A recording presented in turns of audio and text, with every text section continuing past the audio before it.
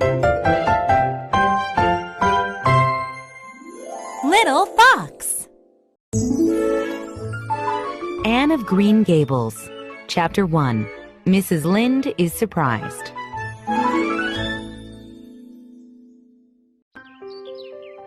Mrs. Rachel Lynde lived on the main road in Avonlea, a town on Prince Edward Island off the coast of Canada.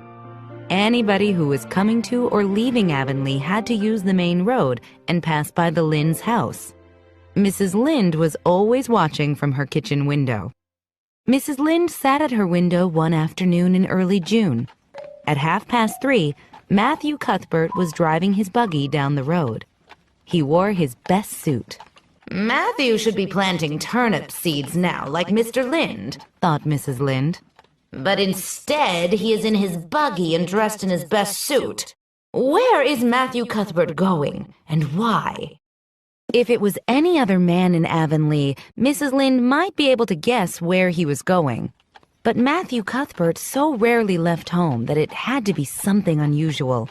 He was the shyest man alive and hated to go anywhere he might have to talk. I'll just go to Green Gables and ask his sister Marilla where he's gone, she decided. After hearing, "Come in," from Marilla, Mrs. Lynde stepped into the kitchen. She looked carefully at everything on the table. There were 3 plates, so Marilla must have been expecting a visitor to come home with Matthew. But the dishes were everyday dishes, and the cake was plain, so the expected visitor could not be anybody too important. "Good evening, Rachel," Marilla greeted Mrs. Lynde.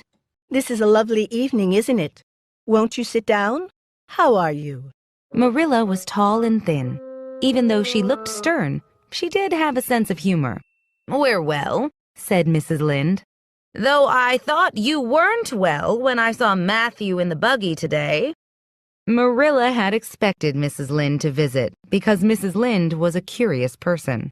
"Matthew went to Bright River," Marilla said. "We're getting a little boy from an orphanage, and he's coming on the train tonight." If Marilla had said that Matthew had gone to meet a kangaroo from Australia, Mrs. Lynde could not be more surprised. She actually stopped talking for 5 seconds. "Why on earth would you do that?" she asked disapprovingly. "We've been thinking about it for some time, all winter in fact," replied Marilla. "Matthew is growing older. He's 60, and his heart is not so good. It's difficult to hire someone to do farm work." Mrs. Lynde always said what she thought. In this case, it was, "Well, Marilla, I think you're doing a very foolish thing. You're bringing a strange child into your house and you don't know a thing about him. Last week in the newspaper, it said that a family took an orphan boy and he set fire to the house at night, on purpose, Marilla, and nearly burnt them in their beds." Marilla was neither offended nor alarmed.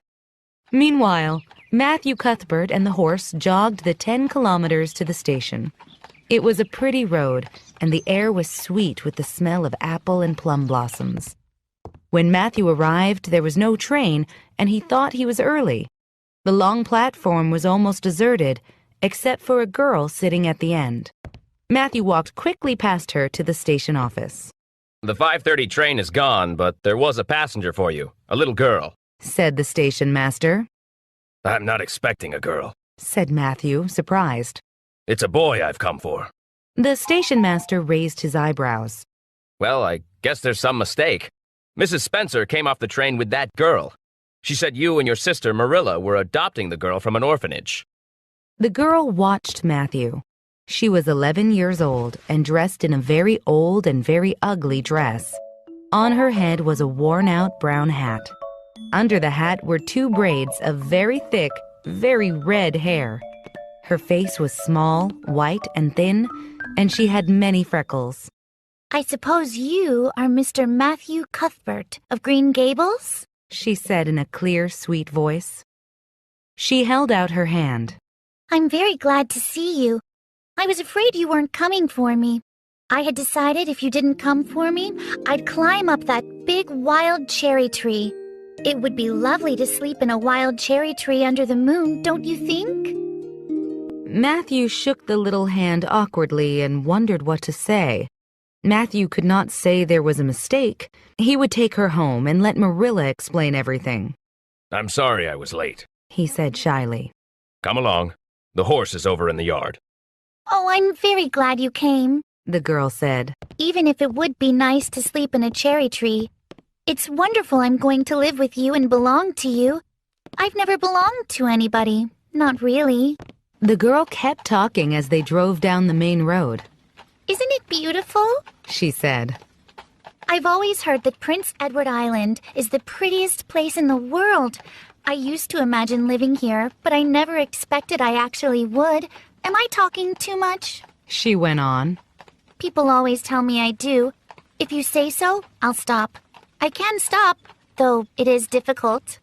Surprisingly, Matthew was enjoying himself. He'd never expected to enjoy the company of a young girl.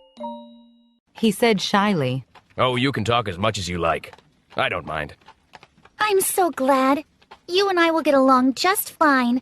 I feel nearly perfectly happy. I can't feel perfectly happy because, well, what color is this? The girl held up one of her braids. It's red, isn't it? He said.